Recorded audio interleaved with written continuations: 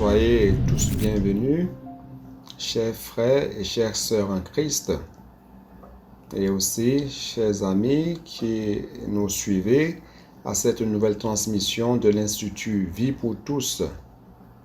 Cette fois-ci, nous sommes dans l'auditorium de l'église à Piracicaba. Et le message qui sera transmis aujourd'hui, c'est le message 17. Et nous sommes encore dans le thème général, notre mission, l'édification du corps de Christ. Et le titre du message 17, c'est l'unité de l'esprit dans le lien de la paix. La lecture biblique, c'est Éphésiens 4, versets 1 à 6.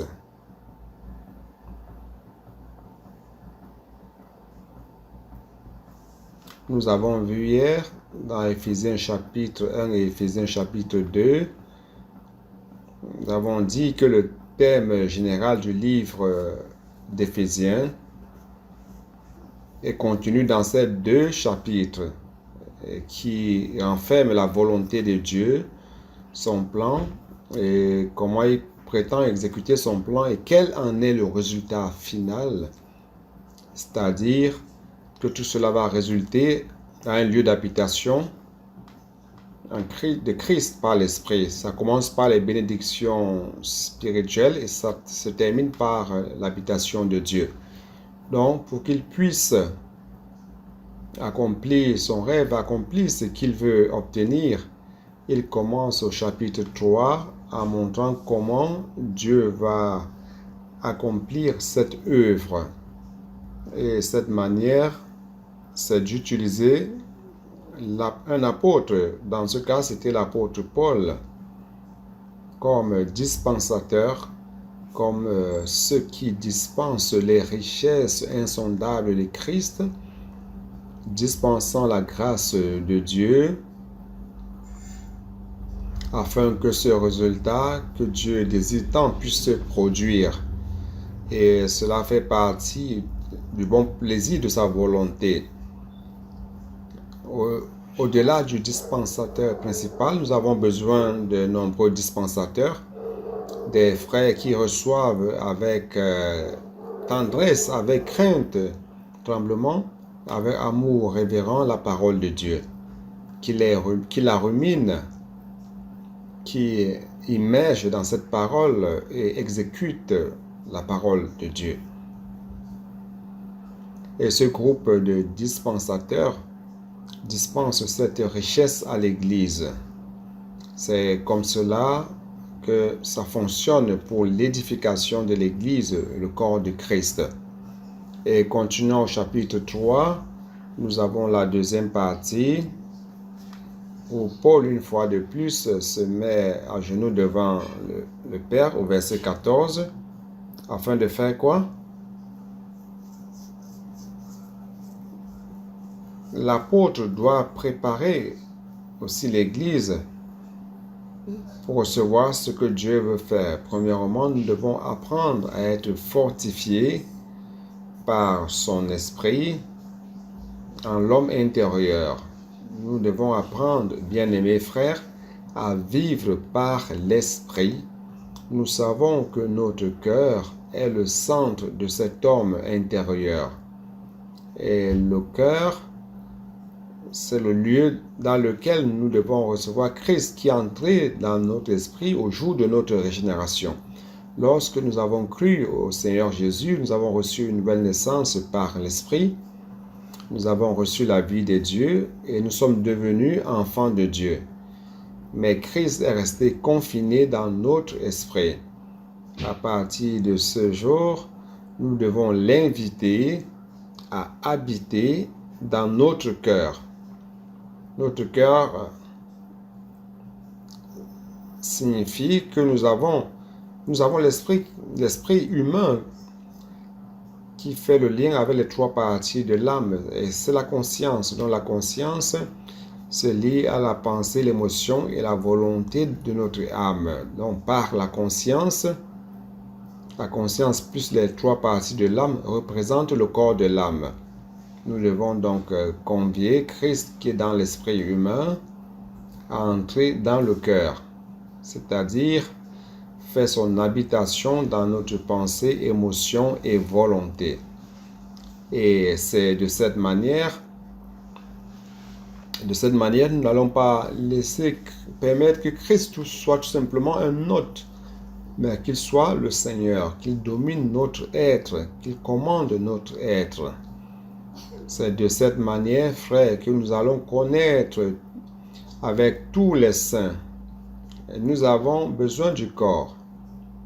Un individu ne peut tout seul connaître toutes les dimensions du Christ. Sa largeur, sa longueur, sa hauteur, sa profondeur. Nous ne pourrions comprendre cela qu'avec tous les saints. C'est pour cela que Dieu nous a mis dans l'Église, et non seulement dans l'Église, mais dans le corps de Christ.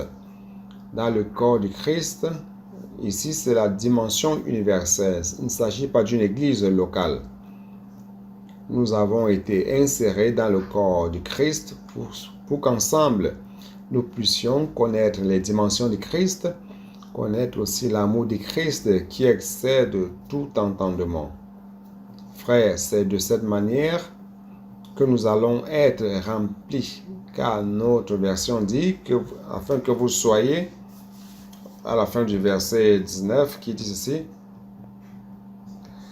en sorte que vous soyez remplis jusqu'à toute la plénitude de Dieu. J'ai consulté les autres versions saintes qui dit, ces versions disent que nous allons être remplis jusqu'à la plénitude de Dieu. Et nous allons connaître ce Christ incommensurable. Il doit nous remplir des richesses de Christ. Nous remplir de Christ lui-même. Nous remplir jusqu'à quel point? Jusqu'à toute la plénitude de Dieu. Donc, frère, ça c'est une nouvelle leçon que j'ai apprise. Car je pensais avant que l'Église était plus petite et que Dieu allait remplir l'Église et plus d'autres choses. Mais Dieu va utiliser l'Église pour remplir tout, car l'Église sera la plénitude de Christ et la plénitude de Dieu. C'est pour cela, frère, qu'il ne s'agit pas d'une œuvre humaine. Dieu doit nous remplir de Christ à tel point que le corps du Christ soit fait du Christ lui-même. 1 Corinthiens 12. Cela, c'est par rapport à Christ. Ayant plusieurs membres, il constitue un seul corps. Ainsi en est-il de Christ. Dieu veut nous remplir toutes les parties de notre corps par Christ jusqu'à la plénitude. Et à la fin, c'est lui qui peut faire par la puissance qui agit en nous infiniment au-delà de tout ce que nous demandons ou pensons. Cette puissance opère en nous quelque chose qui paraît impossible. Mais avec cette puissance, Dieu est en train d'opérer et il va réussir. Et il va mettre Satan en honte. Et le dernier verset, lui soit la gloire dans l'Église et en Jésus-Christ dans toutes les générations, au siècle des siècles. Amen. Parce que l'objectif final, frère, c'est que Dieu soit glorifié dans l'Église, car sa volonté aura été faite et il va nous amener aussi dans la gloire. Nous allons être glorifiés aussi dans l'Église, tant Dieu que l'homme, glorifié en Christ Jésus. C'est ainsi que le chapitre 3 se termine et nous allons commencer aujourd'hui le chapitre 4. Allons-y, chapitre 4, verset 1 qui dit: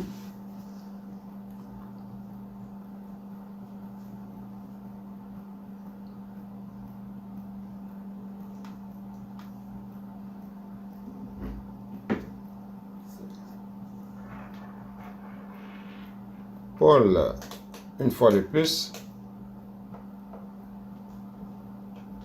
comme au début du chapitre 3, il se met dans la position d'un prisonnier. Et cette fois-ci,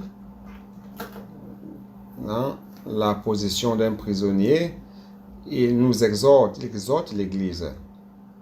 Je vous exhorte donc, moi, le prisonnier dans le Seigneur. Est-ce que vous voyez une différence avec le chapitre 3, verset 1? Au chapitre 3, il dit, Paul, je suis le prisonnier de Christ Jésus par amour pour vous. Je suis prisonnier de Christ Jésus par amour pour vous, c'est-à-dire à cause des gentils, afin que l'évangile soit prêché d'une manière pure, sans mélange. Et Paul a été persécuté par les Juifs, par les judaïsants. Il a été persécuté et mis à mort à cause de sa fidélité et par amour des gentils. Il aurait pu faire une adaptation pour ne pas offenser les Juifs du judaïsme. Mais il a dû être fidèle par amour jusqu'à la mort. Donc il est devenu prisonnier du Seigneur Jésus-Christ à cause de nous, afin que l'évangile puisse parvenir jusqu'à nous d'une manière pure. Et nous rendons grâce à Dieu car ça en a été ainsi. Au chapitre 4, vous voyez quelque chose d'un peu différent. Il dit qu'il est le prisonnier dans le Seigneur. Vous vous rendez compte de la différence? Prisonnier de Christ Jésus par amour pour vous. Mais maintenant, il dit, moi Paul, je vous exhorte, moi le prisonnier dans le Seigneur. Je ne suis plus le prisonnier à cause d'une chose, mais je suis prisonnier dans le Seigneur lui-même. C'est-à-dire que c'est le Seigneur qui commande. Je suis sous l'autorité de Christ, c'est lui qui commande. Je n'ai plus ma liberté à moi. Frère, le plus souvent, nous revendiquons notre liberté. Celui qui veut servir le Seigneur doit apprendre à être prisonnier dans le Seigneur. Il est la tête. Il est le commandant. C'est lui qui donne des ordres. Il me gouverne. Frère, c'est cela. Avec cette posture, Paul nous exhorte afin que nous marchions d'une manière digne de la vocation qui nous a été adressée. Alors, je voudrais dire la chose suivante. Non seulement Paul se considère comme un prisonnier de Christ Jésus, dans ce verset, il se dit prisonnier dans le Seigneur, car non seulement il est pris sans liberté à cause de sa fidélité à Jésus-Christ, mais il est dans le Seigneur et sa vie et sa manière de procéder sont sous le commandement du Seigneur. Si vous êtes prisonnier dans le Seigneur, alors vous démontrez ce fait par votre vie et par votre marche.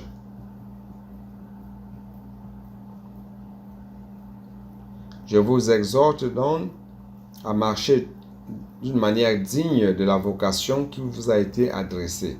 Ici la vocation, c'est qui veut dire appeler. Et ici, la marche, c'est péripateo. Vous vous rappelez de Galatas 5, verset 16. Je vais parler de cela d'ici peu. Donc, c'est la marche péripateo. C'est quoi la marche péripateo? C'est notre vie quotidienne, notre manière de faire de chaque jour. Les sœurs qui lavent les vêtements, qui font les tâches domestiques, les frères qui sont dans les moyens de transport pour aller au travail, tout ça, c'est la marche. Donc cette marche doit être digne de notre appel, de notre vocation.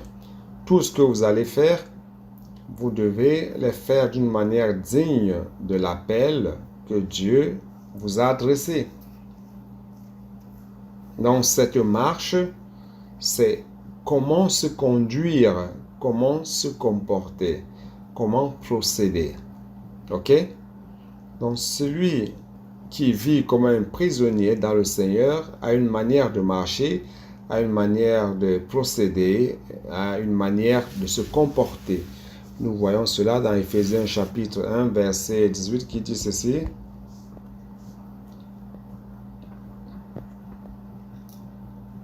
qu'il illumine les yeux de votre cœur pour que vous sachiez quelle est l'espérance qui s'attache à son appel. Quelle est l'espérance de Dieu lorsqu'il nous appelle? Et lorsqu'il nous a appelés, dans le chapitre 1 d'Éphésiens, verset 3,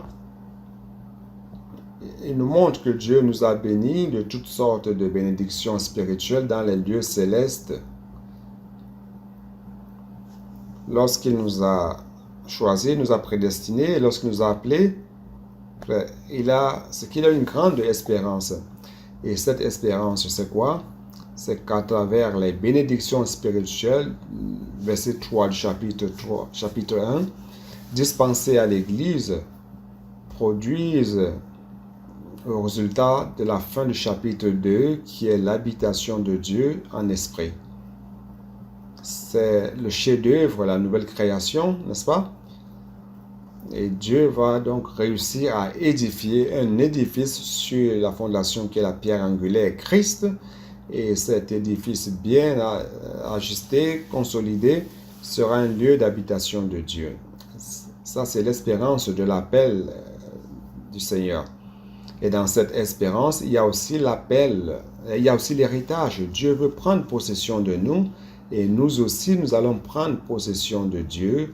Tout cela, c'est dans l'espérance de notre appel. Non seulement cela, frère, Dieu envoie les apôtres pour dispenser les richesses de Christ, c'est dans Éphésiens 3, jusqu'à ce que l'Église soit la plénitude de Dieu. Dieu veut remplir à travers les dispensateurs, remplir l'Église des richesses de Christ.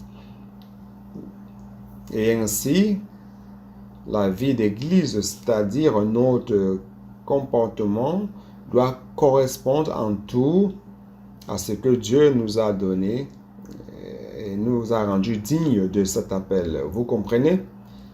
Allons au verset 2. Verset 2, chapitre 4. En toute humilité et douceur, avec patience, vous supportant les uns les autres avec charité. Il s'agit de quel genre de marche, quel genre de procédé ou de comportement de la part de celui qui n'a plus de liberté et qui ne peut rien faire par soi-même, qui n'a plus la liberté de marcher par la chair ou selon sa vieille créature ou ses vieilles opinions. Quel genre de marche? Premièrement, c'est l'humilité. L'humilité. Il s'agit de quelle humilité, frère? Quelle humilité? L'humilité, c'est de reconnaître sa propre condition de pauvreté. Bienheureux les pauvres en esprit, car le royaume des cieux leur appartient. Le royaume des cieux appartient à ceux qui reconnaissent qu'ils sont pauvres en esprit. Si vous pensez que vous avez une grande habileté, si vous pensez que vous êtes quelque chose, alors le royaume des cieux ne vous appartient pas. C'est pour cela, frère, que le royaume des cieux appartient à ceux qui sont pauvres en esprit. C'est quoi être humble, frère? Être humble, c'est de reconnaître que réellement, vous avez une condition de pauvreté. Et que votre condition, c'est d'incapacité. Vous n'avez aucune capacité d'accomplir l'œuvre de Dieu, de vivre pour Dieu de manière digne de votre appel. Vous n'avez pas cette capacité par vous-même. Et de reconnaître que vous êtes insignifiant. Si Dieu n'avait pas eu miséricorde de nous, frères, nous serions totalement insignifiants et nous ne lui servirions de rien. Et nous rendons grâce à Dieu parce qu'à cause de cela, nous marchons toujours dans l'humilité. J'ai dit aux frères que ne permettez jamais que le succès vous monte à la tête. Frères, vous qui avez la bénédiction du Seigneur jusqu'à la fin de votre vie, dans votre service au Seigneur, maintenez-vous toujours simple et humble. Simple avec un esprit contrit, simple avec un esprit de repentance, un cœur brisé.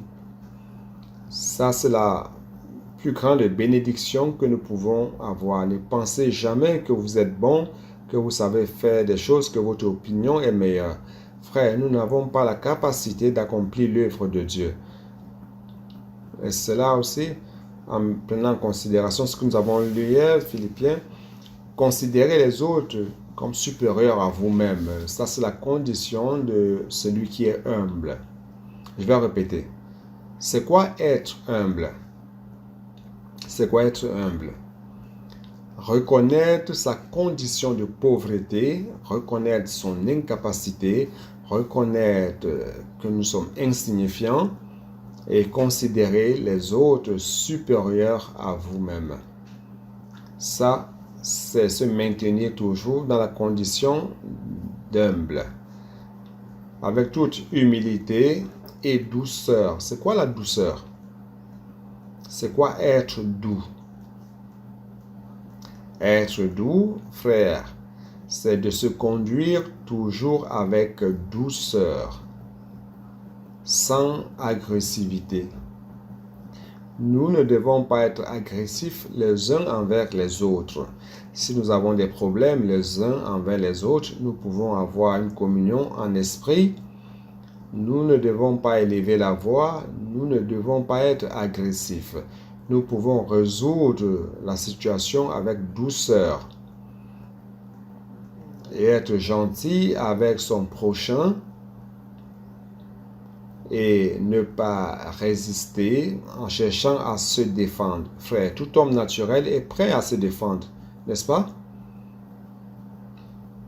Je suis toujours sur la défensive. Si quelqu'un parle mal de moi, je vais me défendre. Si quelqu'un critique ce que j'ai fait, je me défends. Frère, ne marchez pas dans la défensive. Ne soyez pas toujours prêt à vous défendre. Ne résistez pas aux autres en essayant de vous défendre. Et n'entrez pas dans des disputes lorsque vous êtes contrarié. Frère, lorsque l'homme naturel est contrarié, alors vous devez être loin. Vous devez vous enfuir. À São Paulo, vous voyez cela dans les disputes de trafic, dans la circulation.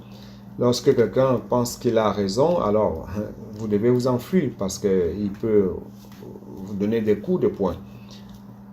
Dans la vie d'église, étant toujours prisonniers dans le Seigneur, nous n'avons pas cette liberté et nous devons agir avec douceur, ne pas chercher à se défendre, ni discuter lorsque nous sommes contrariés et jamais utiliser l'agressivité. Ainsi, nous allons édifier le corps de Christ. En troisième lieu, avec longanimité. C'est quoi la longanimité? C'est la qualité d'être tolérant, patient, qui supporte des situations adverses avec fermeté et sérénité. Ok? Je vais lire de nouveau. La longanimité, en grec, c'est makrotomie. C'est la qualité d'être tolérant, patient, supportant des situations adverses avec fermeté.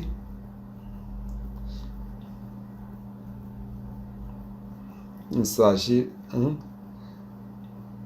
s'agit pas de fuir le camp, mais c'est d'être ferme avec sérénité et vous supportant les uns les autres en amour. Alors, que signifie supportant vous supportant les uns et les autres?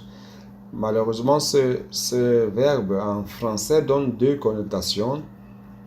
Une connotation, c'est que je ne vous supporte pas. Je ne supporte pas votre manière d'être, servir le Seigneur, vos opinions.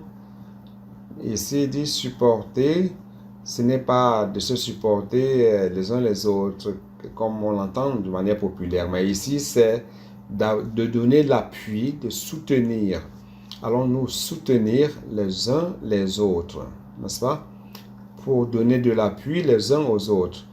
Au lieu de faire tomber les autres, appuyons-nous les uns les autres, soutenons-nous les uns les autres. C'est ainsi, frères, que nous allons édifier le corps de Christ.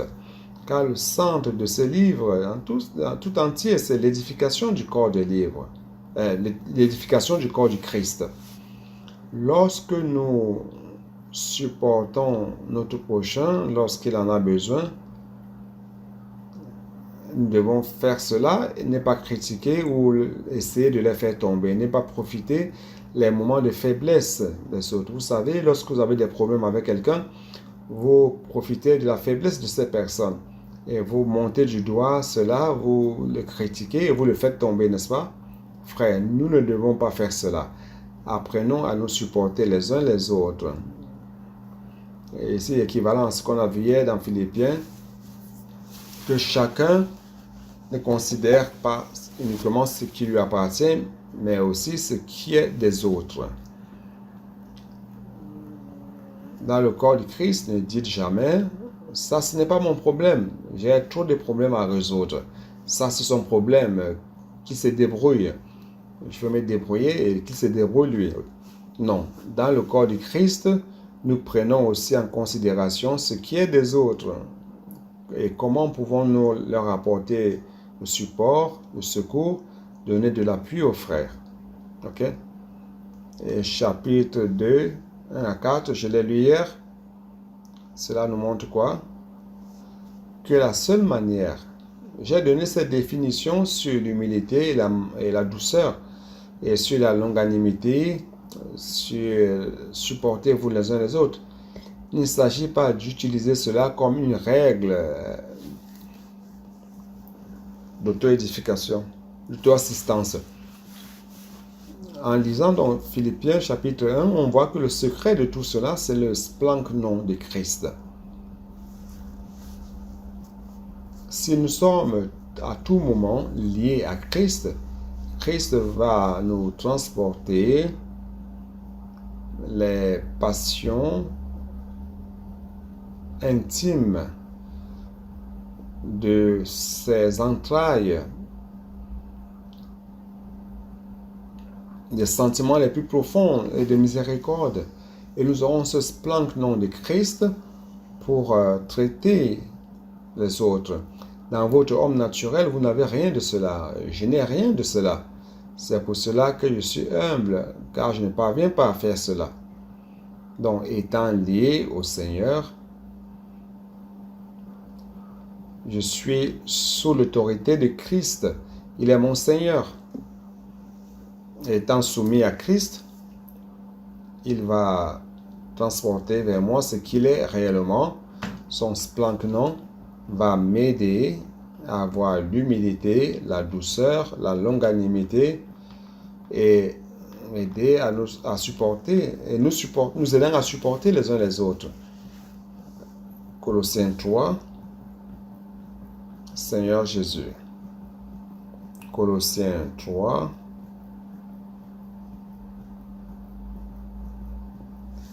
verset 5. Cela nous donne un secret. Faites donc mourir les membres qui sont sur la terre. C'est-à-dire que si vous êtes prisonnier dans le Seigneur, vous ne vivez plus selon votre nature terrestre. Vous n'avez plus la liberté de vivre dans votre nature terrestre, car votre nature terrestre va produire quoi? La prostitution, l'impureté, les mauvais désirs, les passions, la cupidité, qui est une idolâtrie. Bien au contraire, allons nous dévêtir du vieil homme. Et avec tous ses faits, c'est-à-dire avec sa vieille manière de vie. Dans le vieil homme, je ne suis pas humble. Dans le vieil homme, je ne suis pas doux. Dans le vieil homme, je n'ai pas de longanimité. Dans le vieil homme, je ne supporte personne. Je ne donne de l'appui à personne. N'est-ce pas? Mais nous rendons grâce à Dieu car Dieu nous a revêtis d'un nouvel homme. Verset 10. Ayant revêtu l'homme nouveau qui se renouvelle dans la connaissance selon l'image de celui qui l'a créé. Frère, le nouvel homme créé selon Dieu.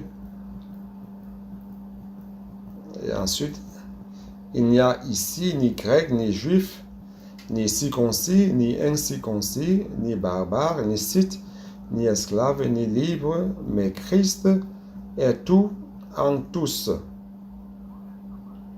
Frère, il n'y a que de cette manière que nous allons réussir à vivre la vie d'église pour l'édification. Nous, en nous-mêmes, nous n'avons pas cela. Et nous rendons grâce à Dieu, car Christ désire nous remplir de tout ce qu'il est. Il veut mettre en nous son splagnon, sa compassion, que nous puissions traiter les uns les autres avec empathie, avec compassion. N'essayez pas de faire cela comme une auto-assistance. Vous n'y parviendrez pas. Vous devez être rempli de Christ. Lui, il peut le faire. Et au verset 12, ayant donc ainsi comme des élus de Dieu, saints et bien-aimés, revêtez-vous d'entrailles des miséricordes, qui est le splendon. Allons-nous revêtir avec le splendon de Christ, de bonté, d'humilité, de douceur, de patience ou longanimité. Supportez-vous les uns les autres. De nouveau, ici le mot supporter qui veut dire soutenez-vous les uns les autres. Ici on parle encore du splendon. Nous ne pourrions avoir ces qualités pour l'édification du corps du Christ qu'en étant prisonniers dans le Seigneur. Ok? Supportez-vous les uns les autres. Et si l'un a un sujet de se plaindre de l'autre, pardonnez-vous réciproquement. Ça, c'est quelque chose de difficile. Pardonner, c'est difficile. Tu m'as offensé, alors je peux te pardonner une fois. Mais si c'est 2 fois, la condition double. Frère, il est difficile de pardonner, n'est-ce pas? Le plus souvent, nous gardons des ressentiments des années, parfois dans un mariage. Ce qui s'est passé il y a 5 ans de cela, 10 ans, 15 ans, le mari et la femme ouvrent les vieux dossiers et montrent, regardez, il y a 15 ans de cela, tu as fait ceci avec moi, n'est-ce pas? Et il est si difficile de pardonner. Et lorsqu'on parle de pardonner, on ne pardonne pas pour toujours, on ouvre toujours les vieux dossiers. Frère, pardonnons. Apprenons à nous pardonner les uns les autres, mutuellement. C'est mutuel. Ce n'est pas toujours d'un seul côté, mais c'est mutuellement. Si quelqu'un a un sujet de se plaindre de l'autre, de même que Christ vous a pardonné, pardonnez-vous aussi. Le Seigneur nous a pardonné, alors qu'il ne nous a pas offensés. Alors, pardonnons-nous aussi les uns les autres. Nous, comme hommes naturels, nous offensons toujours des personnes, n'est-ce pas? Et ayons cette humilité. Je dis toujours aux frères que j'ai déjà vu des couples, étant même déjà vieux, autour de 80 et peu d'années, quelques années, qui vivent encore le dos tourné l'un à l'autre. Et même à l'enterrement, ils continuent en se tournant le dos. Frère, c'est triste de voir les gens amener dans la tombe les ressentiments de cette vie, les racines d'amertume, de tristesse. Et surtout dans l'église, ne gardez pas des ressentiments, ne gardez pas la colère envers quelqu'un. Si possible, aujourd'hui même, résolvez le problème. Pardonnons-nous mutuellement et demandons pardon. Parfois, on a besoin de la force du Seigneur pour demander pardon.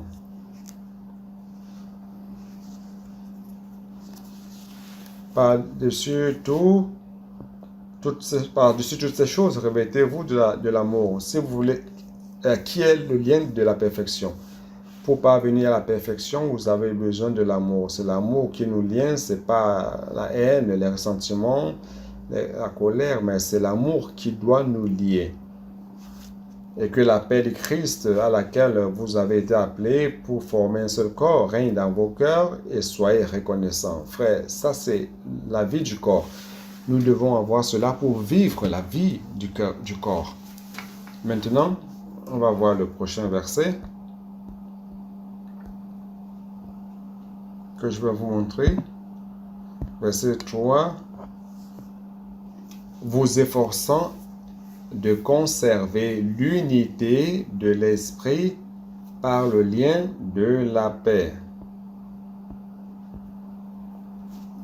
Frères,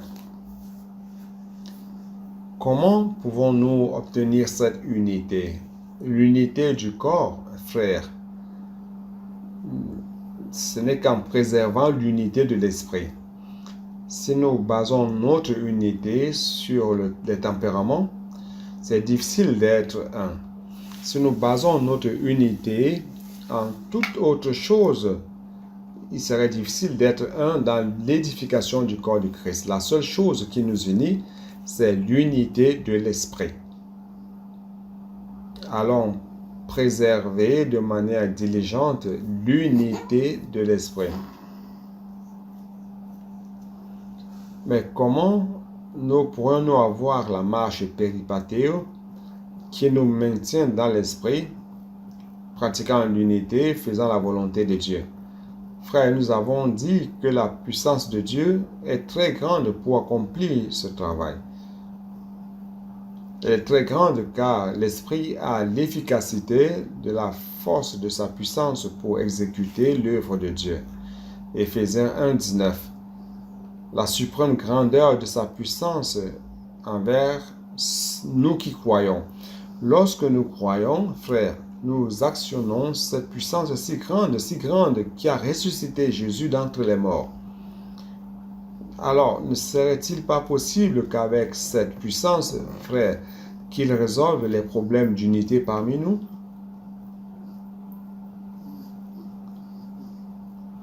Toutefois, la question de l'esprit. Pour actionner l'esprit, vous avez besoin de la foi. Vous devez croire. Frère, croire, ce n'est pas quelque chose d'abstrait. Il ne s'agit pas de croire dans le vide, mais croire en la parole. 1 Thessaloniciens 2:3. Lorsque les Thessaloniciens écoutaient la parole de Paul comme venant de Dieu, parce qu'ils ont cru que cette parole était la parole de Dieu, et cette parole opérait efficacement en ceux qui croyaient. Donc, frères, la foi, pour avoir l'unité de l'esprit, vous avez besoin de la foi pour actionner la puissance. La foi ne vient pas d'une manière vide, ça vient par ce qu'on entend, et ce qu'on entend, c'est la parole. Romains 10:17, la parole vient de ce qu'on entend, et ce qu'on entend, c'est la parole de Christ. Donc la foi vient par la parole. Donc frères, si vous voulez vivre en esprit, si vous voulez préserver l'unité de l'esprit, vous avez besoin de la foi. La foi doit avoir une base dans la parole. Lorsque vous exercez votre foi, comme base de la parole, vous actionnez la puissance de Dieu, et cette puissance de Dieu est dans l'esprit, et l'esprit va faire de vous un avec les autres membres du corps du Christ. Je ne sais pas si j'ai réussi à expliquer. Donc allons-y. Si vous n'avez pas entendu, allons dans Galates 5. Galates 5. Galates chapitre 5, verset 16. Ici, cette marche dans le verset 16, c'est péripatéo. Il dit, je dis donc, marchez selon l'esprit, et vous n'accomplirez pas les désirs de la chair. Si vous marchez par l'esprit, la chair n'a plus de force. Ok? Car la chair a des désirs contraires à ceux de l'esprit, l'esprit en a de contraires à ceux de la chair.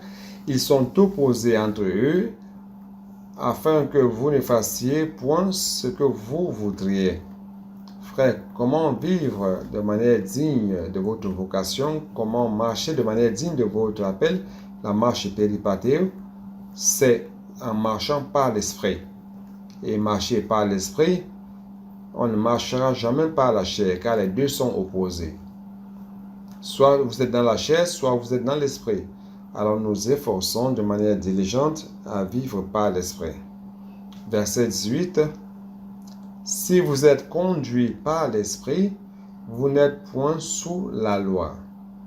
Frère, nous devons apprendre à être guidés. Ici, ça veut dire être prisonnier dans le Seigneur. Nous ne sommes pas conduits par notre propre nez, ni par notre propre volonté, nos opinions, nos pensées, mais nous sommes conduits par l'Esprit. Car nous sommes des prisonniers dans le Seigneur. C'est lui qui commande, ok? Donc, si vous vivez par la chair, les œuvres de la chair sont connues, sont la prostitution, l'impudicité, l'impureté, la dissolution, l'idolâtrie, la magie, les inimitiés, les querelles, les jalousies, les animosités, les disputes, les divisions, les sectes. Imaginez la jalousie parmi nous. Ça va tuer n'importe quelle édification. Les jalousies, les colères, les discordes, les dissensions, se diviser en factions, les envies. Frère, tout cela va détruire l'unité du corps de Christ. Ça va détruire l'édification. Et aussi l'ivrognerie, les excès de table et les choses semblables. Je vous dis d'avance, comme je l'ai déjà dit, que ceux qui commettent de telles choses n'hériteront point le royaume de Dieu. Mais le fruit de l'esprit, si vous marchez par l'esprit, les fruits de l'esprit sont l'amour. Frère, nous avons l'amour. Vous savez, c'est pas si vous vous êtes rendu compte ce matin, tout le monde était en esprit, n'est-ce pas? Lorsque vous êtes en esprit, vous regardez les uns et les autres et vous trouvez que tout le monde est beau, n'est-ce pas? Tout le monde devient très beau. Avec un visage joyeux, n'est-ce pas? Même Maurice aussi devient très beau. Nous tous, nous devenons très beaux. Pourquoi? Parce que c'est l'amour. Nous commençons à nous aimer plus les uns les autres. Il ne s'agit pas d'une auto-assistance, mais c'est quelque chose de l'esprit. Non seulement cela, la joie. Nous rendons grâce à Dieu car la vie d'église est vécue de plus en plus dans la joie. Nous sommes de plus en plus joyeux. Cela va produire la paix. Nous allons vivre davantage en paix. Assez de se disputer les uns les autres, assez de parler mal des uns des autres ou d'être agressifs les uns envers les autres. Vivons dans la paix. La joie, la paix, la patience, la bonté, la bénignité, la fidélité, la douceur, la tempérance. La loi n'est pas contre ces choses. Et ceux qui sont à Jésus-Christ ont crucifié la chair avec ses passions et ses désirs. Au verset 25, nous avons une autre manière de marcher. Si nous vivons par l'Esprit, marchons aussi par l'Esprit, selon l'Esprit. Ici, Paul fait un pas de plus. D'un côté, si nous vivons d'une manière péripatéo, tout ce que nous faisons, nous vivons par l'Esprit. C'est le Seigneur qui nous gouverne, qui nous alimente, l'unité, l'harmonie, l'amour, la joie, la paix.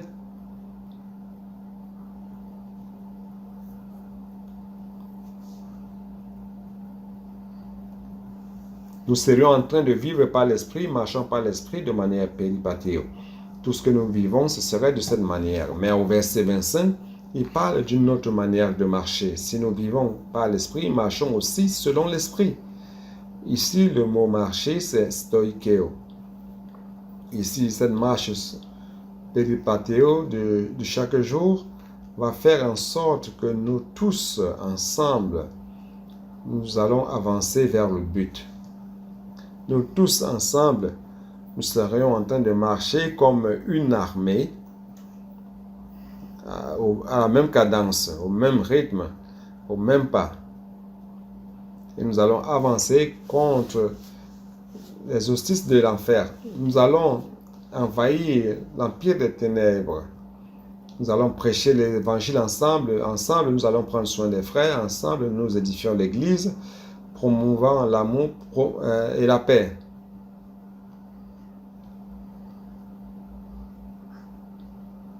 Promouvant l'amour et la paix, n'est-ce pas? Ça, c'est la marche stoïque. Marchant tous ensemble, au même rythme, au même pas. Il ne s'agit pas d'aller dans des directions différentes, non, mais tous ensemble. Ainsi, nous allons ramener le Seigneur. Oh Seigneur Jésus.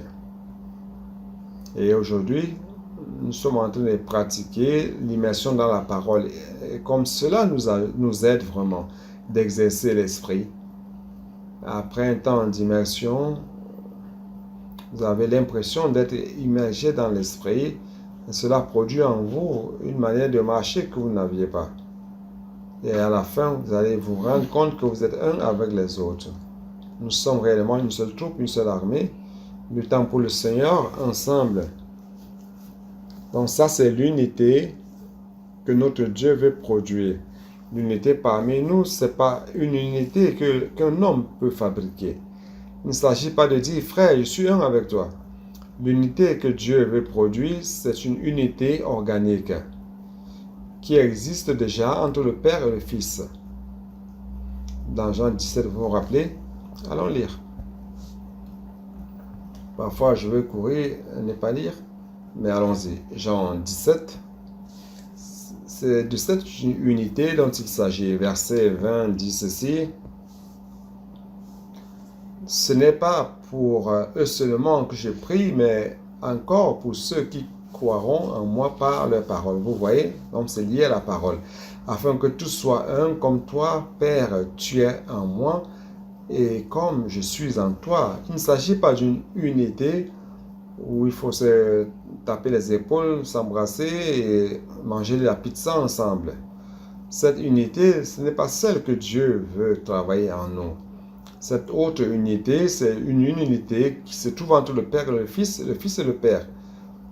Et il veut nous mettre dans ce type d'unité. Allons voir.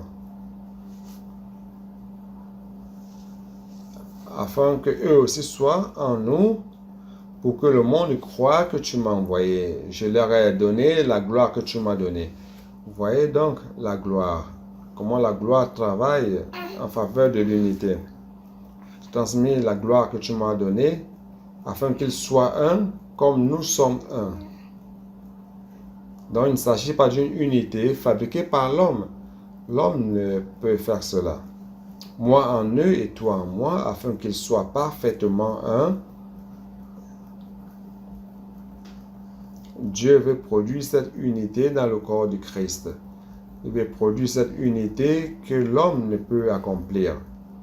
Mais Dieu, par sa puissance, lorsque nous actionnons cela par la foi, croyant en sa parole, il parvient à faire cela. Il est en train de faire cela parmi nous. Oh Seigneur Jésus, cela va produire l'habitation de Dieu en esprit.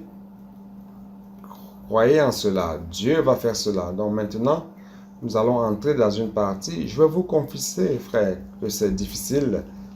J'ai eu beaucoup de difficultés. Comment comprendre cela? Éphésiens 4. Allons-y.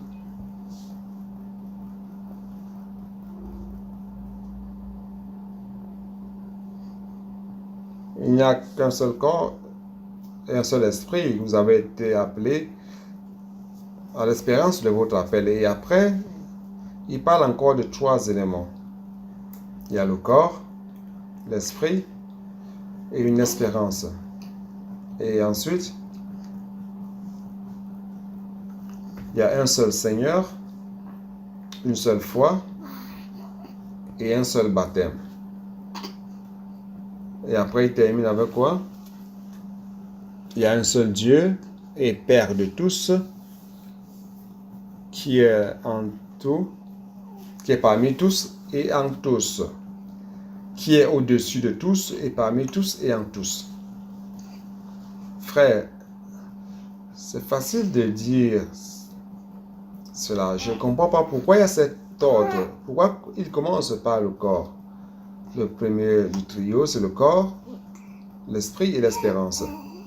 Et pourquoi le deuxième trio, c'est Seigneur, foi et baptême. Et il termine avec Dieu. Quelqu'un peut m'aider?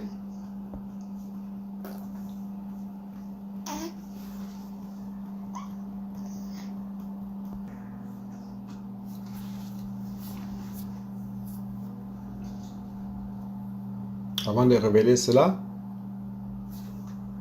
allons parler du corps.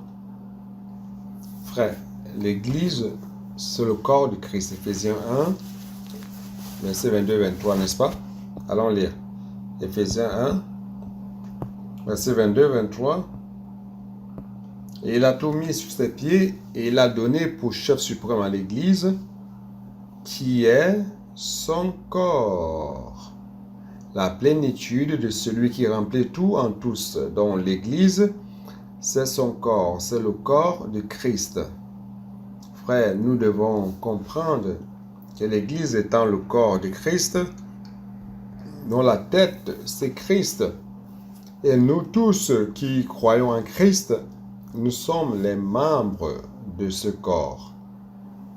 Mais je voudrais mettre l'accent sur ce que j'ai dit dans 1 Corinthiens 12:12. Ouvrez votre Bible de nouveau, je pense que ça vaut la peine de mettre l'accent sur ce point, sinon nous n'allons rien comprendre. 1 Corinthiens 12:12 dit, « Car comme le corps est un et a plusieurs membres, et comme tous les membres du corps, malgré leur nombre, ne forment qu'un seul corps, ainsi en est-il de l'Église. » Non. Ici, il ne parle pas de l'Église. Il ne dit pas ainsi en est-il de Christ. Il ne dit pas ainsi en est-il de l'Église, mais de Christ. Donc, comme Christ est la tête et nous sommes membres de ce corps, nous formons ce corps. Et ce corps, le désir de Dieu, c'est de voir ce corps totalement constitué de Christ. Et à la fin, c'est Christ lui-même. Bien qu'individuellement vous soyez membre, que je sois membre, mais Dieu veut nous remplir tellement de Christ, remplir, jusqu'à la plénitude de Dieu. De telle manière qu'il n'y ait plus de place pour mon homme naturel, pour mon tempérament naturel, qu'il n'y ait plus de place pour mes opinions naturelles. Dieu veut nous remplir des richesses insondables de Christ. Frère, c'est ce qu'il veut faire. Et lorsque l'univers va regarder l'Église, le corps de Christ, il va voir Christ. Ce n'est qu'ainsi que l'Église pourra être la plénitude de celui qui remplit tout en tous. Parce que l'Église, c'est Christ lui-même étendu. Alors, verset 13. Nous avons tous, en effet, été baptisés dans un seul esprit pour former un seul corps, soit juif, soit grec, soit esclave, soit libre, et nous avons tous été abreuvés d'un seul esprit. Frères, lorsque vous avez cru au Seigneur Jésus, même que vous n'ayez pas conscience de cela, vous avez été baptisés par l'Esprit Saint. Et c'est quoi l'objectif de ce baptême? Vous avez été baptisés par l'Esprit Saint pour appartenir à un seul corps. Dieu vous a mis dans le corps. Vous n'êtes plus un individu, un chrétien individuel. Vous avez été baptisé par l'Esprit et vous a mis dans un corps. Vous êtes un membre de ce corps. Et après cela, Dieu vous a donné de boire d'un seul esprit. Donc d'un côté, vous avez été mis dans le corps comme un membre du corps de Christ. Et de l'autre côté, Dieu est en train de vous faire boire de l'esprit. Boire de l'esprit, frère, faire en sorte que vous soyez constitués de Christ lui-même. Le Seigneur est en train de vous remplir à l'intérieur. Vous vous rappelez qu'il ne peut avoir de vide de pouvoir, comme je l'ai dit. Il ne peut avoir un vide de pouvoir. Alors Dieu doit remplir toutes les parties de notre être, nous donnant de boire du même esprit, et c'est ça qu'il est en train de faire. Il n'y a pas d'autre manière. Il n'y a pas d'autre manière pour parvenir à l'édification du corps de Christ. Il n'y a pas une autre manière de parvenir à l'unité dont j'ai parlé de Jean 17, l'unité entre le Père et le Fils. Il n'y a pas d'autre manière.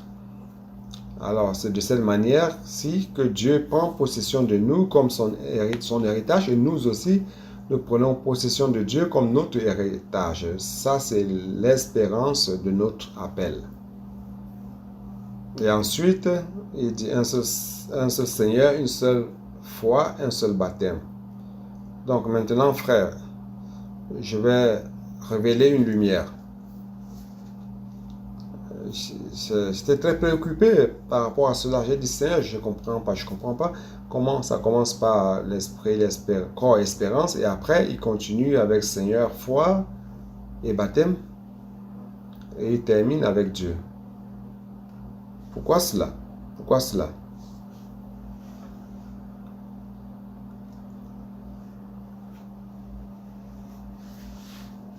Le Seigneur a montré que c'est lié à 1 Corinthiens 12 que nous avons lu, mais au verset 4 à 6. Allons-y au verset 4. 1 Corinthiens 12, verset 4.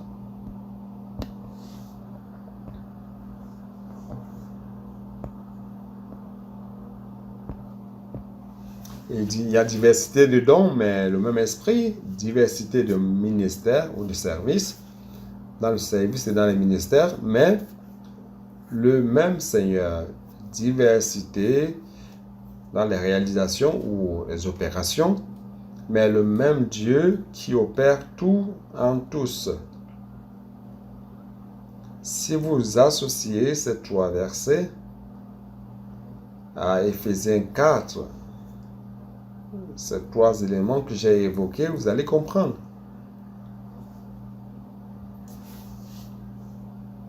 Raphaël, tu parviens à voir quelque chose, oui ou non? Tu n'as pas compris grand-chose encore, n'est-ce pas?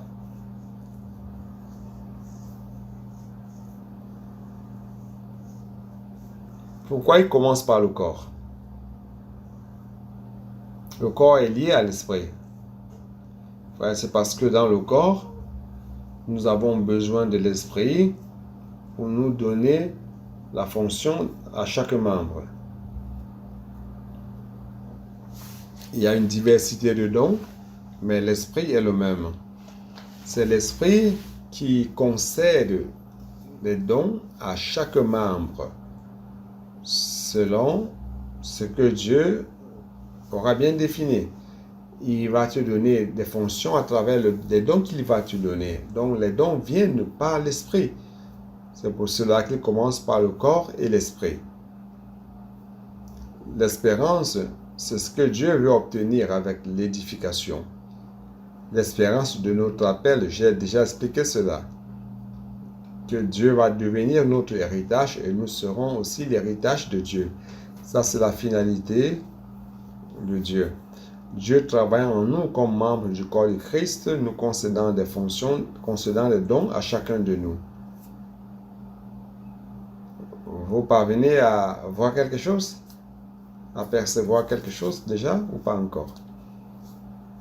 Alors, c'est l'Esprit qui vous donne le don de fonctionner, le don pour fonctionner comme membre du corps de Christ.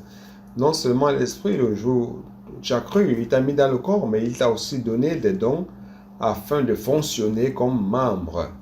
Et toi étant fonctionnant comme membre, celui-là fonctionnant comme membre, nous avons la réalité du corps. Et Dieu a ainsi une espérance. Donc, un seul corps, un seul esprit et une espérance.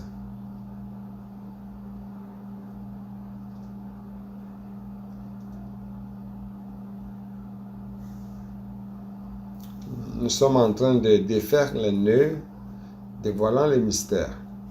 Et le deuxième trio, un seul Seigneur, une seule foi, un seul baptême. Je ne sais pas si vous vous rendez compte que ces trois éléments sont liés à l'obéissance. N'est-ce pas? Le Seigneur, c'est l'obéissance. Vous avez un Seigneur. Vous avez quelqu'un qui gouverne sur vous, qui vous commande. La foi, frère, c'est que si vous ne croyez pas, vous savez, la foi, c'est par l'obéissance. Si vous ne croyez pas, en disant tout ce qui se passe, je ne crois pas à cela. Si vous ne croyez pas, vous n'aurez aucune réalité des choses. Le Seigneur va exiger que vous soyez simple et obéissant pour croire. il y a des personnes qui ne croient pas en ce qui se passe parmi nous. Mais s'ils ne croient pas, ils ne prendront pas possession de cela. Car ils n'ont pas obéi à un seul Seigneur. Vous comprenez comment la foi est liée au Seigneur? Si vous n'avez pas cru en votre Seigneur, vous n'aurez pas toutes les richesses et les réalités du corps qui viennent à travers l'obéissance. Il y a un seul baptême. Qu'est-ce que cela veut dire? Un baptême, c'est lié aussi à l'obéissance. Car la Bible dit que ceux qui auront cru et baptisés seront sauvés. Le baptême ici, c'est le baptême des eaux. Alors, c'est quoi ce baptême? C'est la confirmation et de rendre témoignage de ce que au jour que vous avez cru, vous avez été baptisé par l'Esprit Saint à l'intérieur d'un corps. Et ce baptême par les eaux exige aussi l'obéissance, oui ou non? Vous pouvez vous dire, je ne veux pas être baptisé. Ok, vous avez votre liberté, n'est-ce pas? Mais la Bible affirme le baptême. Donc la foi, comme le baptême, exige l'obéissance. Ou un seul Seigneur. Donc obéir au Seigneur, c'est le Seigneur qui donne le ministère. Ma main, depuis que je suis né, peu à peu, ont acquis des habiletés de tenir des choses. Un bébé qui naît n'a pas encore le ministère de tenir un gobelet, un verre. Un bébé ne parvient pas à faire ceci. Mais vous parvenez déjà à le faire. Mais si vous mettez un verre près de la main du bébé, il va fermer la main. Il ne parvient pas à tenir, mais il va fermer la main. Pourquoi? Parce qu'il a un don. La main du bébé a un don, mais ça n'a pas encore de ministère. Ça n'a pas le ministère de tenir. Vous comprenez, oui ou non? Donc, lorsque vous commencez à avoir un seul Seigneur, un Seigneur qui est la tête qui gouverne sur vous, c'est le Seigneur qui te donne le ministère. Ce n'est pas que de temps en temps, vous réussissez à faire des choses selon le don qu'il vous a donné. Mais au fur et à mesure que vous exercez votre don, votre Seigneur va vous donner un ministère. Par exemple, qui est-ce qui joue du piano ici? Personne ne joue du piano? Vous n'avez pas de doigts? Vous ne jouez pas au piano comme vous faites, comme vous touchez à la sonnerie. Donc vous avez le don de jouer du piano, de faire ton, n'est-ce pas? Mais nous ne sommes pas des pianistes. Peu sont des pianistes ici. Donc, celui qui exerce le don de toucher, de jouer au piano tout le temps, en s'exerçant chaque fois plus, le Seigneur lui donnera le ministère qui est celui du pianiste. Il ne sera pas seulement un joueur de piano, mais un pianiste.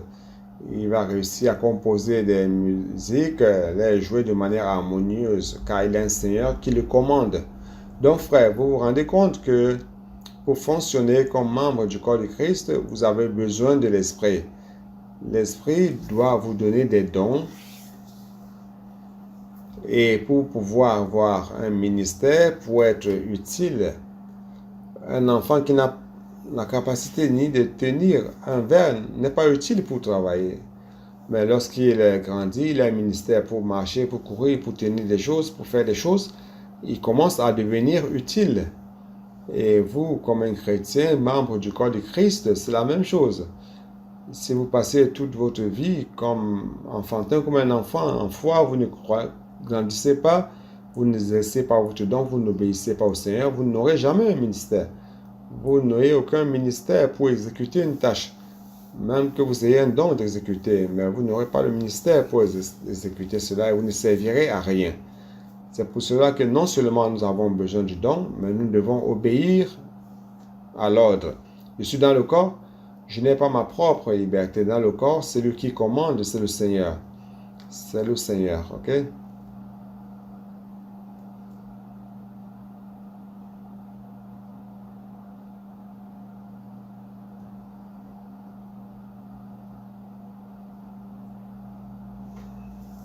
le mystère de la volonté révélé dans Jean, au chapitre 9, 10, chapitre 9,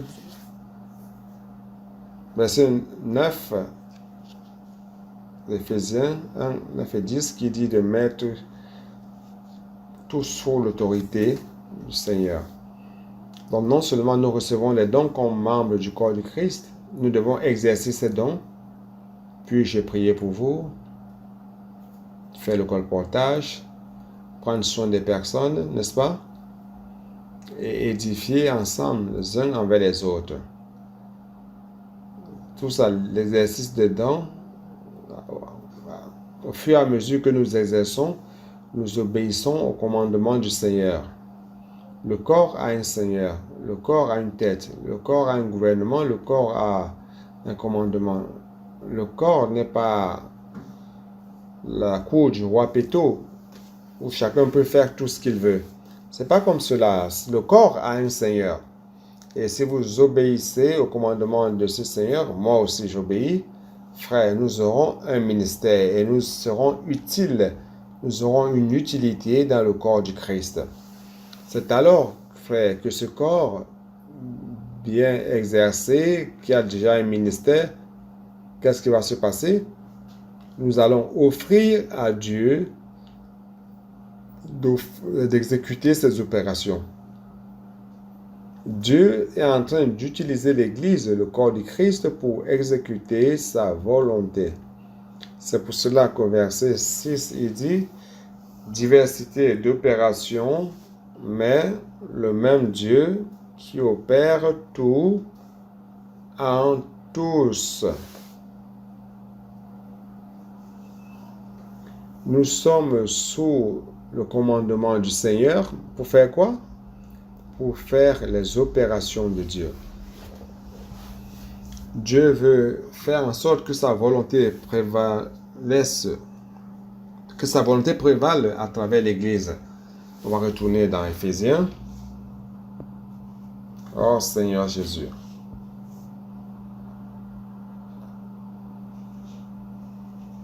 On retourne, il n'y a qu'un seul corps, un esprit, et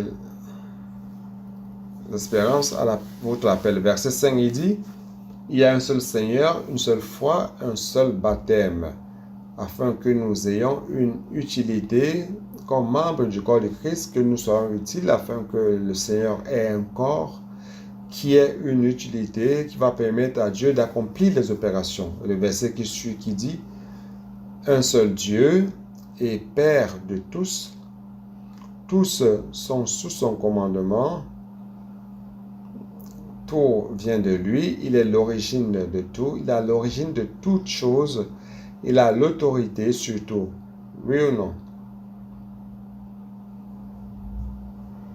Et il dit, il est qui est au-dessus de tous. C'est lui qui commande. Nous, le corps, nous obéissons au Seigneur. Et le Seigneur est sous l'autorité de Dieu, Dieu qui est au-dessus de tous. Et parmi tous, celui qui agit, c'est Christ parmi tous. Et en tous. Qui est-ce qui est en tous? C'est l'Esprit. Mais Christ, à travers l'Esprit, agit. Toutes les actions qui se passent dans l'Église ces derniers temps, c'est Christ qui agit. Seulement Christ agit par l'Esprit qui est à l'intérieur de nous. Mais qui est-ce qui est au-dessus de nous? C'est Dieu le Père. C'est pour cela que je vous ai dit dans Éphésiens 1, la volonté de Dieu, c'est la chose la plus forte de cet univers. Parce qu'il est au-dessus de tous, il va faire sa volonté. Que vous le veuillez ou non, il va accomplir sa volonté. Vous vous rappelez lorsque Jésus était en train d'enseigner, tout d'un coup, quelqu'un a dit, Seigneur, ta main est dehors, ses frères, ses soeurs veulent te parler. Il a dit, mais qui est ma mère? Qui sont mes frères? Qui sont mes soeurs? Il a montré ses disciples, il a dit, c'est ceux-là qui font la volonté de mon Père qui est aux cieux. Et il a dit, certains diront, ce jour-là, Seigneur, Seigneur, ce jour-là, et il répondra, répondant en disant, je ne vous ai jamais connu. En vérité, c'est quoi? C'est de faire la volonté de Dieu. Donc, Dieu doit faire prévaloir sa volonté. Dieu est celui qui est au-dessus de tous. Il utilise Christ dans son Église pour agir en tous. Et il utilise l'Esprit qui est en nous pour cette action, qui est en tous. Vous avez compris, n'est-ce pas? Ça, c'est une grande révélation.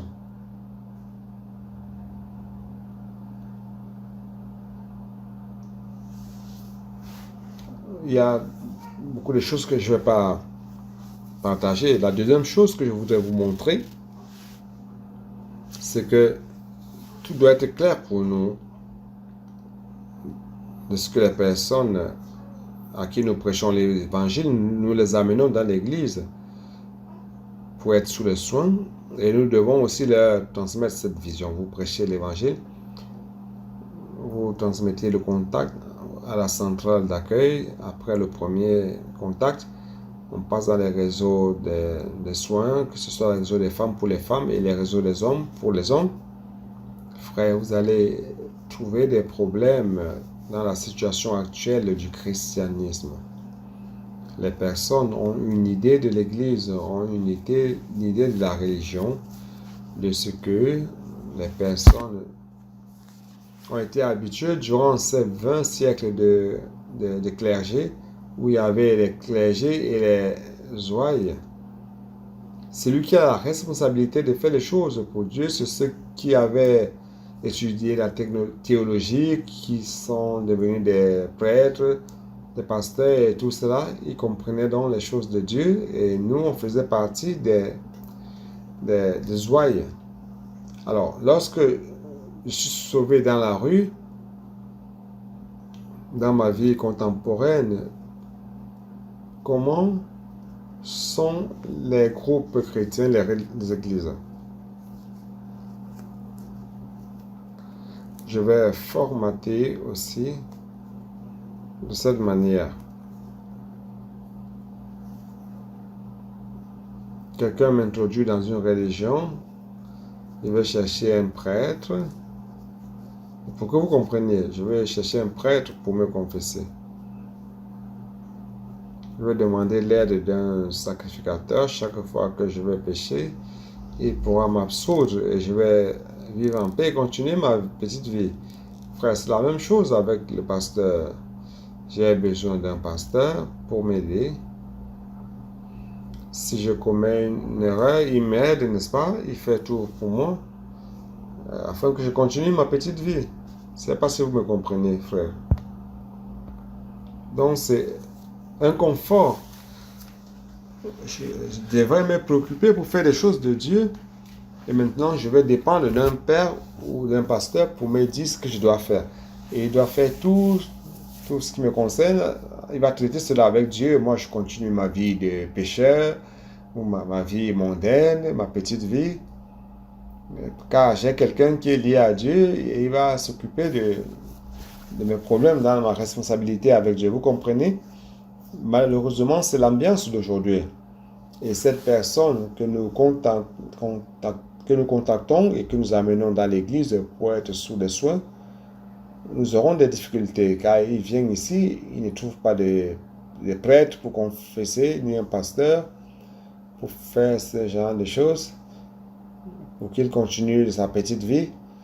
Et par rapport à Dieu, il vient, il donne un peu la dîme et puis s'en va, il continue sa vie. Il prend sa bière, il mange son barbecue. Par rapport à Dieu, il appelle le pasteur dans sa relation. Le plus souvent, nous prêchons l'évangile, nous amenons les personnes dans l'église et nous perdons ces personnes. Car ces personnes cherchent ces choses-là. Donc nous devons conscientiser les personnes de ce que nous amenons ces personnes pour être des membres du corps du Christ. Nous devons les aider. Elles doivent savoir qu'aucun clergé ne va la remplacer dans le corps du Christ. Et que cette personne sera elle-même membre. Elle est membre, même si elle se dit qu'elle ne sait rien faire, on va les perfectionner, les aider dans la vie d'église, que ce soit le CPEV, le cercle jeunesse. Nous devons aider ces personnes à voir que le normal dans la Bible, la normale dans la Bible, c'est de rendre chaque personne qui a cru au Seigneur Jésus, faisant de ces personnes des membres actifs du corps du Christ. Sinon, nous allons gagner beaucoup de personnes et les perdre. Donc, nous devons conscientiser. Nous sommes en train de t'aider, te perfectionner pour fonctionner. Et toi, fonctionnant, nous allons ensemble édifier le corps du Christ. Il est clair que s'il a besoin de pasteur, alors vous allez le perdre. Nous n'allons jamais arrêter de faire cela, mais nous n'allons pas le remplacer dans sa fonction. Nous allons le perfectionner afin qu'il soit utile. Donc, immédiatement, ne restez pas là à attendre beaucoup pour donner une fonction. Frère, n'attendez pas beaucoup. On pouvait l'amener déjà dans la grande réunion dimanche passé. Il y avait quelqu'un qui était sous les soins du groupe des hommes de prière à la fin de la réunion à São Paulo. Il est venu me chercher. Il a dit, frère Pedro, c'est la première fois que je viens dans une réunion comme celle-ci. Une grande réunion, n'est-ce pas? La réunion du dimanche matin. J'ai beaucoup gagné, je vais revenir. Et je lui ai dit, il ne s'agit pas seulement de revenir. Tu es maintenant un membre du corps du Christ et nous allons être édifiés ensemble. Il a dit, oui, c'est ça même. Nous amenons ces personnes pour prendre soin déjà d'autres personnes. Amenons-les à pratiquer le plus je priais pour vous et qui peut aider dans le colportage par ailleurs aussi, qui sait. Alors, donnons déjà la fonction. Si vous tardez à donner la fonction, il va s'en aller. Donc, ce sont des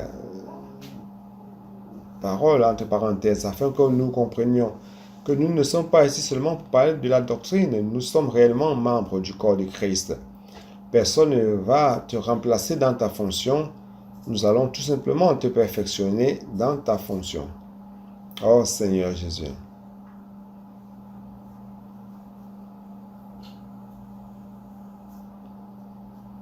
Cela, je lis ce que j'ai préparé. Cela se réfère au Père qui est à l'origine de toutes choses. Cela montre qu'il a l'autorité sur toutes choses. À travers tout se réfère à Christ par qui l'œuvre de Dieu, toute l'œuvre a été accomplie et est accomplie. Dieu désire que le Fils soit la tête sur toutes choses. Éphésiens 1, verset 10, verset 22. Il est notre Seigneur, la tête de l'Église, le corps du Christ. Et Éphésiens 5, 23 et Colossiens 1, 18. Et ici, il est en tous. Cela se réfère à l'Esprit qui est en nous. Jean 14, 17, Romains 8, 11. Allons-y, allons lire. Je voulais déjà sauter cela. Allons-y, Jean 14. Oh Seigneur Jésus. 14, 17.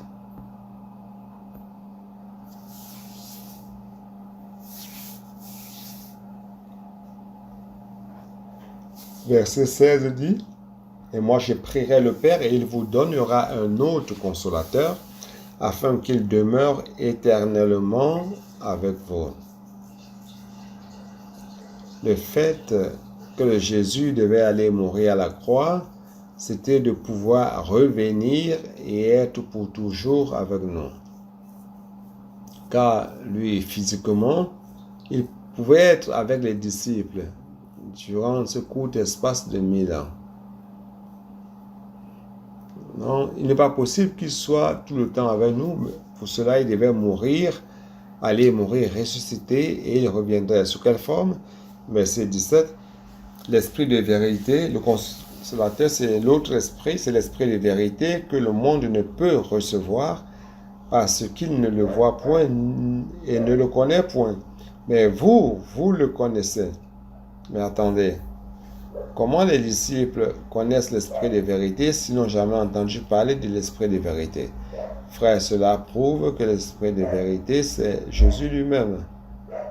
Car les disciples connaissaient Jésus, vous le connaissez, car il habite avec vous. Il vit en chair avec vous. Il habite avec vous, mais il sera en vous. Alors, ce qui est entré en nous, c'est l'Esprit et Christ lui-même. C'est Christ qui est en nous à travers l'Esprit et il agit à travers l'Église, à travers le corps. Romains 8, 11. Seigneur Jésus.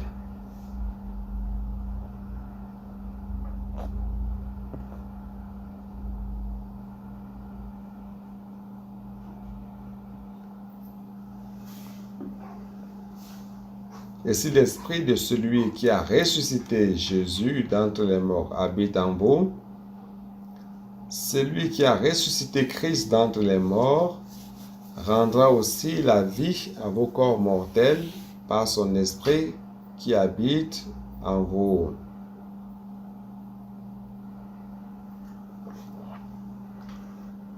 Frère, il habite en nous par son esprit. Dans ce passage, une fois, j'ai dû converser une fois parce qu'il y avait certains qui disaient que nous prêchons l'hérésie par rapport à la Trinité et certaines choses. Alors j'ai montré à cette personne que le christianisme en général a un concept de trithéisme, c'est-à-dire trois dieux. Et je lui ai demandé s'il a le courage de dire que Christ était en lui. Il a dit non. C'est lui qui est en moi, c'est l'Esprit Saint comme représentant de Dieu. Et j'ai dit, tu n'as pas le courage de dire que Christ est en toi. Il a dit, c'est l'Esprit Saint comme représentant de Dieu, c'est-à-dire trois dieux, Dieu le Père, le Fils et l'Esprit Saint. Frère, les trois sont tri-un.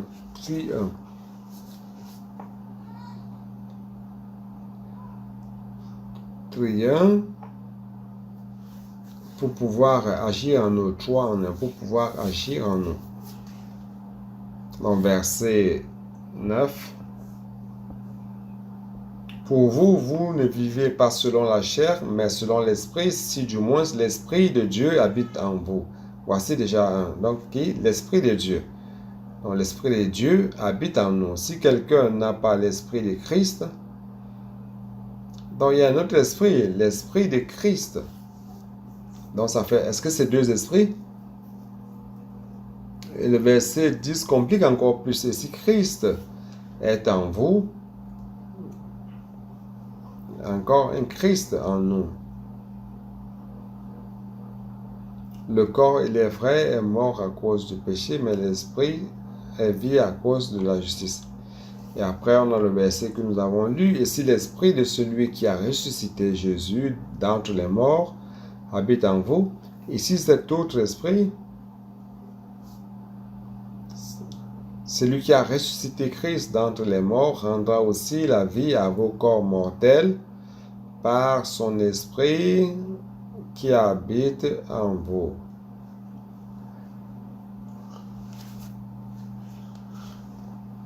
Frère, si vous avez le concept du trithéisme, vous allez être confus ici. Qui est-ce qui est en nous? Il n'y a qu'un seul Dieu qui est en nous. C'est le Dieu trois en un qui est en nous. L'Esprit de Dieu qui est en nous. L'Esprit de Christ est en nous. Christ est en nous. L'Esprit qui a ressuscité Jésus-Christ est en nous. N'est-ce pas? Donc, ne soyez pas confus, n'ayez pas cette confusion. En disant aujourd'hui, dois-je prier au Père ou au Fils ou à l'Esprit? Si je prie au Père, le Fils ne sera-t-il pas jaloux? L'Esprit va se dire que ce n'est pas à lui que j'adresse la prière. Mais vous devez comprendre que c'est le Dieu trois en un, Dieu en nous, hors Seigneur Jésus.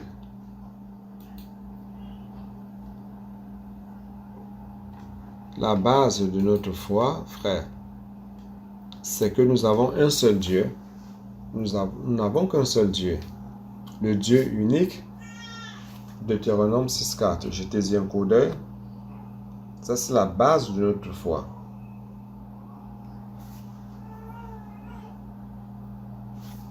Si vous vacillez ici, vous n'aurez pas une base ferme de la foi. Donc, chapitre 6, verset 4. Écoute Israël, l'Éternel, notre Dieu, est le seul éternel. Je vais répéter.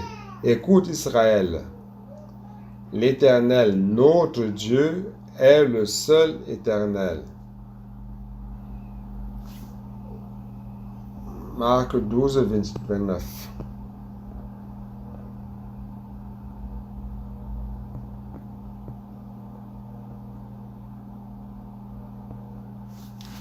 Chapitre 12, verset 29. 29. Jésus répondit, voici le premier. Écoute Israël, le Seigneur, notre Dieu, est l'unique Seigneur. Jean 5, 44.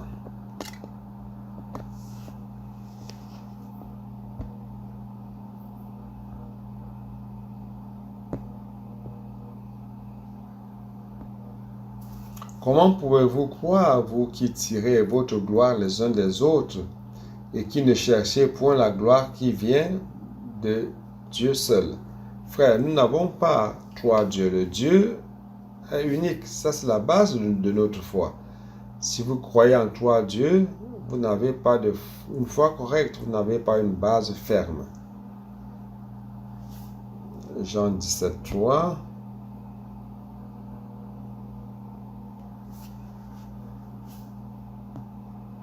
Or, la vie éternelle, c'est qu'ils te connaissent, toi, le seul vrai Dieu, et c'est lui que tu as envoyé, Jésus-Christ.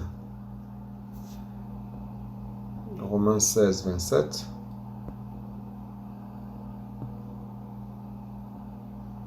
Le dernier chapitre, verset 27. Dieu, seul sage, soit la gloire au siècle des siècles par Jésus-Christ. Amen. Dieu unique. 1 Timothée 1, 17. 1, 17. Au roi des siècles, immortel, invisible, seul Dieu, soit honneur et gloire au siècle des siècles. Amen. Frère, Dieu est unique.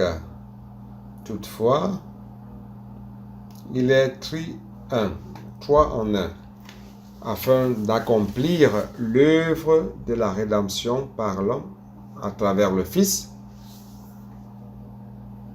pour donner à l'homme la vie, et aussi par l'Esprit. Aujourd'hui, il habite en celui qui croit en lui, afin de remplir son Église des richesses insondables de Christ. Frère, jusqu'à la plénitude de Dieu. Comment vous allez comprendre cela, frère? Je vais utiliser de nouveau cette illustration de Deutéronome 8. Allons-y dans Deutéronome 8.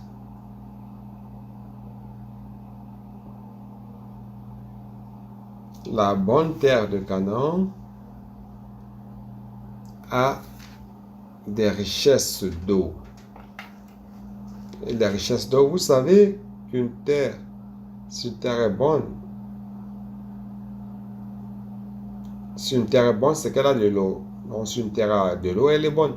Dans la bonne terre de Canaan, qu'est-ce que nous avons? Verset 7, chapitre 8 de Deutéronome.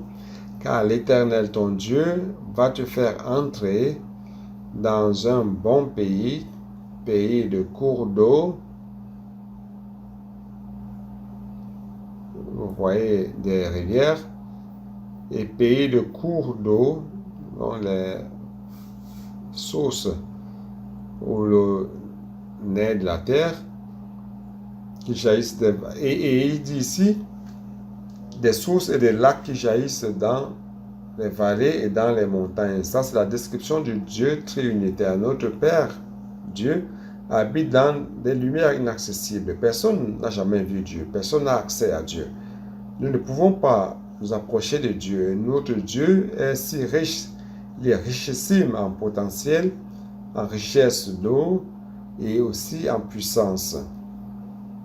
Donc, dans cette illustration, il équivaut au lac profond. C'est ce lac infini qui se trouve sous la terre.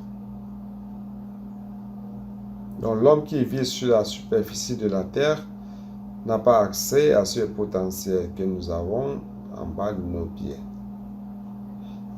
Mais un jour, Christ est venu sur terre. Christ est Dieu lui-même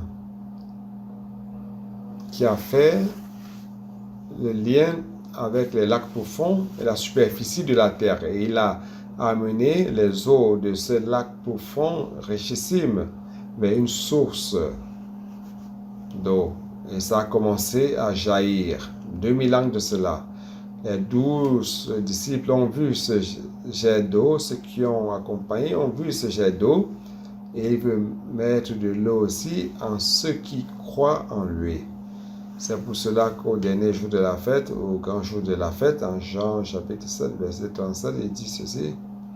Au dernier jour, au jour de la fête, Jésus se leva et s'écria, s'exclama, celui qui a soif, qu'il vienne à moi et qu'il boive.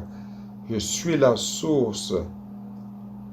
J'ai amené le lac profond, les eaux du lac profond jusqu'à vous. Celui qui a soif, qu'il vienne à moi et qu'il boive. Mais cela n'est pas suffisant. Comme on dit, celui qui croit en moi, venez à moi et buvez. Celui qui croit en moi, comme dit les Écritures, de son intérieur jailliront des rivières d'eau vive. Et il dit cela par rapport à l'Esprit que ceux qui allaient croire en lui allaient recevoir. Mais l'Esprit, jusqu'à ce moment-là, n'avait pas encore été donné, car Jésus n'avait pas encore été glorifié. Donc Jésus devait mourir à la croix, accomplir la rédemption, et Dieu allait le ressusciter, et ainsi il allait revenir vers les disciples sous la forme de l'Esprit. Après avoir été glorifié dans sa résurrection, il a été glorifié, il est devenu l'Esprit, il est entré dans les disciples. Frère, vous voyez tout ce processus, Dieu, le Père comme lac profond, Jésus s'est incarné comme homme, amenant ses eaux richissimes vers la source, à la superficie de la terre.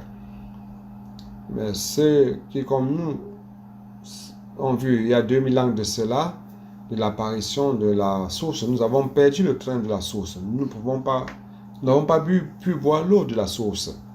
Mais nous rendons grâce à Dieu car il est mort, il a été glorifié à la résurrection, et celui qui croit en lui, l'Esprit entrerait en l'homme qui allait croire en lui, et de son intérieur couleront des rivières d'eau vive. Jusqu'aujourd'hui, ça coule encore. 2000 ans se sont écoulés et ces rivières coulent. C'est pour cela que nous devons continuer à couler, à mener vers les personnes dans les rues. Et puis-je prier pour vous? Je veux faire jaillir des sources d'eau vive dans ton cœur. C'est ce que Dieu est en train de faire.